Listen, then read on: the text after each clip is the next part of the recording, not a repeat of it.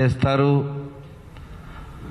దేవాలయాల దగ్గర, దేవాలయాల లోపల మన ధర్మాన్ని కించపరిచేటువంటి వారికి ఉద్యోగాలు ఇస్తారు.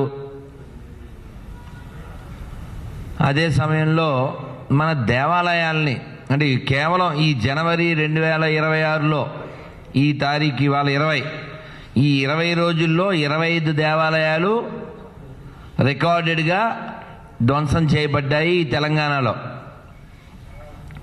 ఇంకా అంటే అన్నది ఆన్ రికార్డ్. ఇది అలా రికార్డు కాకుండా ఉన్నటువంటివి నేను మొన్న చదివాను. ఎవరో ఒక ఆయన ప్రెస్ మీట్ పెట్టి మరీ చెప్పారు.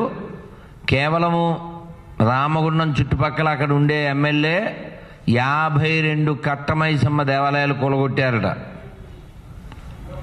సో ఇటువంటి పరిస్థితుల్లో దేవాలయాల్ని ప్రభుత్వమే కూలగొడుతూ, ప్రభుత్వం కాకుండా పిచ్చోళ్ళ చేతుల్లో, ఒకడేమో అమ్మవారి ముత్యాలమ్మ అమ్మవారిని కాలుతో తన్నేసి పడగొట్టేస్తాడు, ఇంకొకడేమో కట్టమైసమ్మ ముందు మల విసర్జన చేస్తాడు. అన్నిటికంటే పెద్ద జోక్ ఏంటంటే, ఇలాంటి పని చేసేటువంటి పదాలు ఏ వాడాలో మరి ఇక్కడ మరి కొన్ని పదాలు. సో అటువంటి వారిని పిచ్చోళ్ళు అని ముద్రేసి హిందూ సమాజాన్ని ఏమనుకుంటుంది ఈ ప్రభుత్వం అనేది తెలియాలి. అది పిచ్చి మతం అని మాకు అర్థమైంది.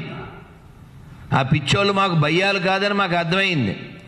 కానీ ఆ పిచ్చోళ్ళ మతం నుంచి ఈ దేశాన్ని, తెలంగాణని ఎందుకు రక్షించరు మీరు? ఆ పిచ్చోళ్ళు మీరు ఒకటే అని కూడా మీరే చెప్పారు.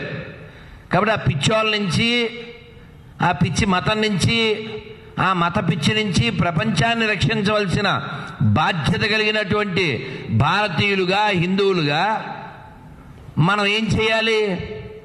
వాళ్ళు పిచ్చోళ్ళు కన్ఫర్మ్, అది పిచ్చి మతం, మత పిచ్చి మతం ఈ దేశాన్ని 3 సార్లు మొక్కలు చేసింది, ఇంకా చేయడానికి సిద్ధంగా ఉంది. ఒక రాజకీయ పార్టీ నాయకుడు ఒక ఎమ్మెల్యేగా ఉండి ఒక రాక్షసుడి మాదిరి మీరు తప్పుకుంటే పోలీసులు హిందువులందరినీ 15 నిమిషాల్లో చంపేస్తాము అన్నటువంటి ఒక రాక్షసుడి యొక్క మాటలు రికార్డెడ్గా ఇప్పటికీ సోషల్ మీడియాలో దొరుకుతుంటే వాడిని ఏమీ చెయ్యకుండా ఇప్పుడేదో కొత్తగా హేట్ స్పీచ్ తీసుకొస్తాము అంటున్నారు. అందులో మీ యొక్క ఉద్దేశం ఏం కనబడుతుంది? అది కూడా ఎక్కడ చెప్పారు? ఒక మామూలు సభలో చెబితే వేరే. ఇంకొక పెద్ద జోక్ ఏంటంటే, ఈ తెలంగాణ రాష్ట్రంలో ఆ మధ్య కులగణన అనే ఒకటి జరిగింది. అది ఎవరు చేశారు? ప్రభుత్వమే చేయించింది. ఈ కులగణనలో ఎంతమంది క్రైస్తవులు ఉన్నారు ఈ రాష్ట్రంలో? ఒక్కడు కూడా లేడు. ఆకాశ పుష్పం అని అంటారు, ఉంటుందా? ఆకాశ పుష్పం ఉంటుందండి? ఏదో మల్లి పుష్పమో, జాజి పుష్పమో, మందార పుష్పమో ఉంటుంది. సో ఆకాశ పుష్పమో, వెర్రి పుష్పమో నాకు తెలియదు. మరి అది ఏ పుష్పమో, పుష్ప 3 ఏమో నాకు తెలియదు. అసలు ఈ పుష్పాలు లేని పుష్పాలకి మొన్న 30 కోట్లు ఎంతో ఖర్చు పెట్టడం ఏంటి? లేని పుష్పాలకి సెలబ్రేషన్కి చర్చికి 7,000 ఇవ్వడం ఏంటి? అంటే ముందు ఎవరి మీద చర్యలు తీసుకోవాలి? లేని మతం, లేని మనుషులు, రాజుగారు దేవతా వస్త్రాలు. ఆ దేవతా వస్త్రాలు రాజుగారికి వేస్తే సరిపోద్దేమో, సెట్ అయిపోద్ది, హిట్ కూడా అయిపోద్ది. ఏం జరుగుతుంది తెలంగాణలో? లేని మతమా? పిచ్చి మతం ఒకటా? వీటికి మళ్ళీ డబ్బులు ఎక్కడి నుంచి ఇస్తున్నారు? Tax payers. అంటే ఎవరు? పబ్లిక్. డెమోక్రసీ అంటే ఏంటండి? For the people, by the people, of the people. దీన్ని కొంచెం మార్చినట్టుగా ఉండలే? బియువై బై, ఆ బై లేదు ఇక్కడ. ఫర్ లేదు, ఆఫ్ ఇంకో ఆఫ్. అది కనబడుతుంది కదా, వినబడుతుంది కదా. కాబట్టి ప్రస్తుతం ఇన్ని దేవాలయాల విధ్వంసం ఇక్కడ జరుగుతుంది, దానికి రుజువులు కనబడుతున్నాయి. అయినా కూడా ఒక పెద్ద స్థాయిలో అంటే ముఖ్యమంత్రి స్థాయిలో ఉన్న వ్యక్తి హిందువులు యొక్క డబ్బుతో దేవాలయాల నుంచి వచ్చే డబ్బుని వాడుకుంటూ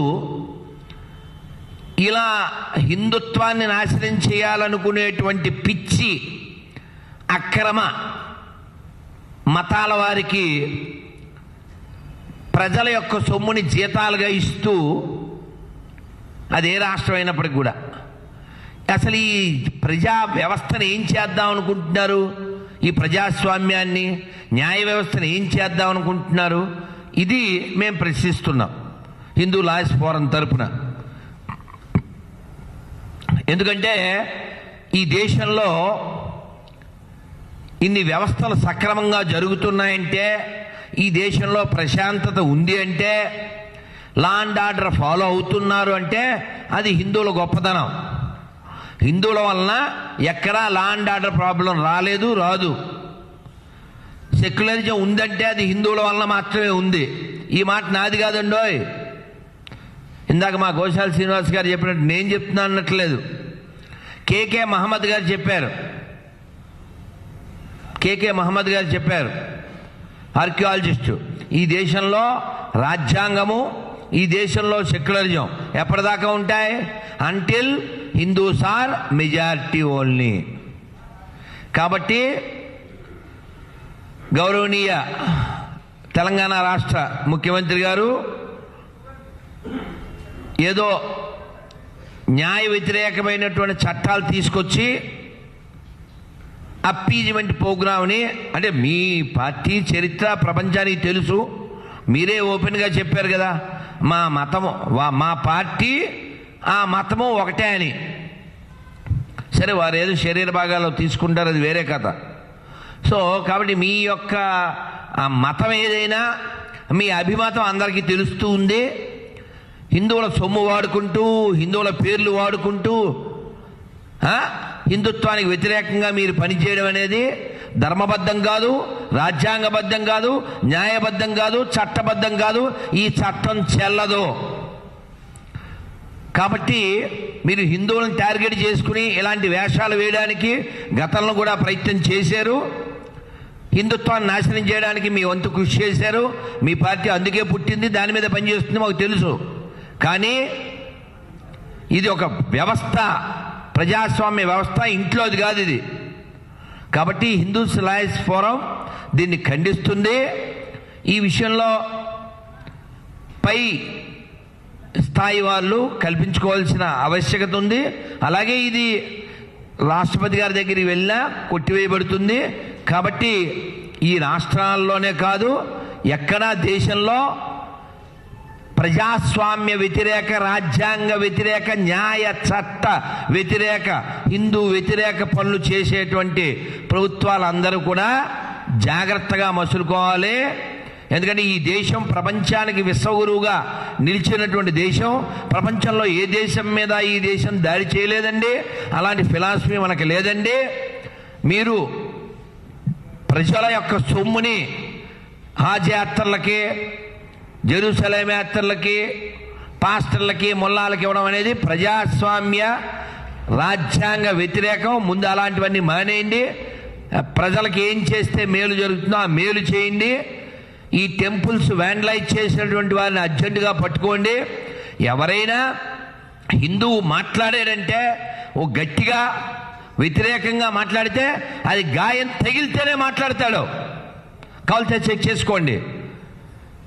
ఏ హిందువు కూడా మా మతం మాత్రమే గొప్పది, మీ మతాలు చెడ్డవి, మీ మతాలు నాశనం అయిపోవాలి ఇలాంటివి చెప్పడండి.